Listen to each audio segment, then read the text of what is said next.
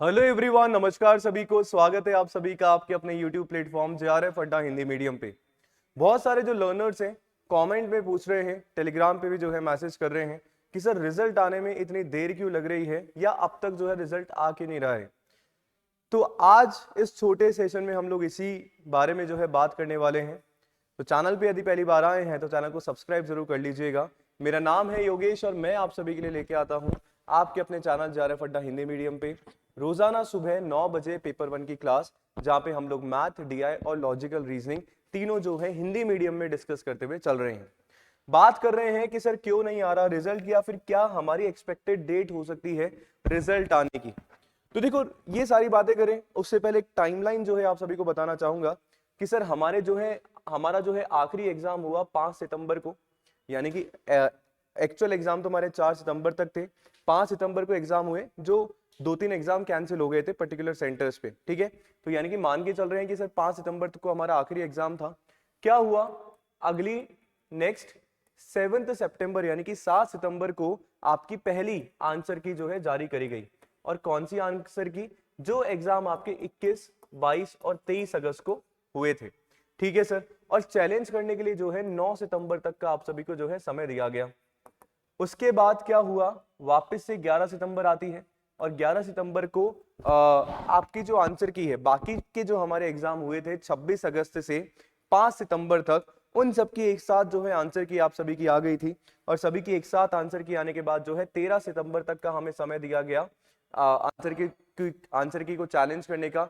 और एनटीए ने फिर एक और दिन बढ़ा दिया, यानी कि आंसर की को चैलेंज करने का एक और दिन हमें मिल गया, यानी कि 14 सितंबर तक आप सभी का डेट था कि आप जो आंसर की को चैलेंज कर पाते।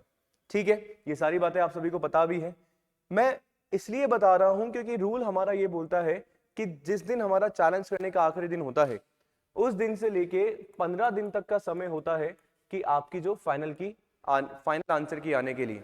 बट अगर अभी मैं वर्तमान परिस्थिति की बात करूं, प्रेजेंट सिनारियो की बात करूं, तो वहां पे आप देखेंगे कि अभी स्थिति जो है थोड़ी सी अलग है, क्योंकि एनटीए के ऊपर भी काफी प्रेशर है जितना हमें जल्दी है रिजल्ट आने की। क्योंकि आप देखेंगे कि बहुत सारी जो वैकेंसीज थी HPSC, आपके सामने और मेरे सामने उदाहरण है, तो हम लोग जो है अप्लाई नहीं कर पाए क्योंकि यूजीसी नेट एग्जामिनेशन जो है हो नहीं पाया टाइम पे, ना टाइम पे जो है रिजल्ट आ पाया।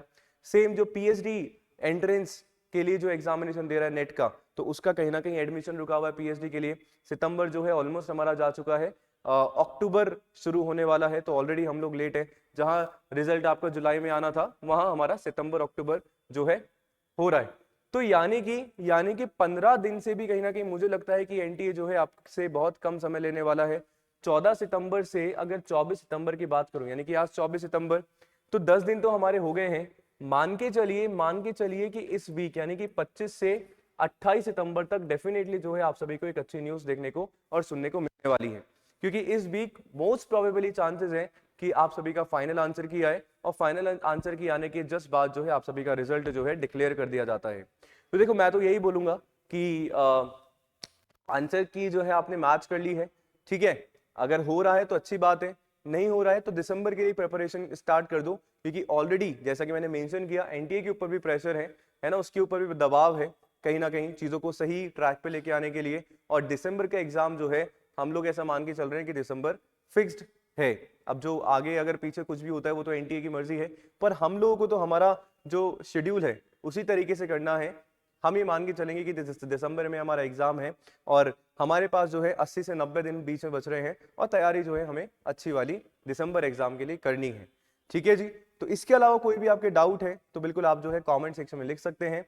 एंड वेट करते हैं रिजल्ट का। आई होप सबका रिजल्ट अच्छा आए, and thank you so much. Good luck for your result. धन्यवाद।